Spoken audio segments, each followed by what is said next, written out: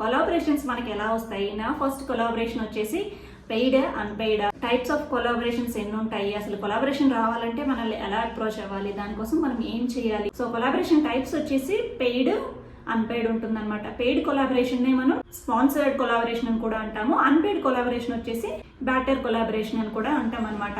ఈ paid collaboration వచ్చేసి మనకి ఒక ప్రోడక్ట్ తో పాటు ఎక్స్ట్రాగా మనీ కూడా ఇస్తారు. అన్పెయిడ్ కొలాబరేషన్ అయితే దాన్నే బ్యాటర్ కొలాబరేషన్ అంటారు. దానికి ఎక్స్ట్రాగా మనీ ఏమివ్వరు. స్టార్టింగ్ వాళ్ళకైతే ఓన్లీ ప్రోడక్ట్ మాత్రమే ఇస్తారు. తర్వాత మనల్ని అడ్రస్ అడుగుతారు అనమాట. మనం ఎక్కడైతే ఉంటున్నామో అడ్రస్ వాళ్ళకి పంపిస్తే విత్ ఇన్ 1 వీక్ నుంచి 10 డేస్ వరకు కూడా డెలివరీ అయితే అయిపోతుంది ఆ ప్రోడక్ట్ అన్నమాట. వీడియోస్ లో కూడా 2 టైప్స్ ఆఫ్ వీడియోస్ ఉంటాయి. ఒకటి డెడికేటెడ్ వీడియో, 2 ఇంటిగ్రేటెడ్ వీడియో.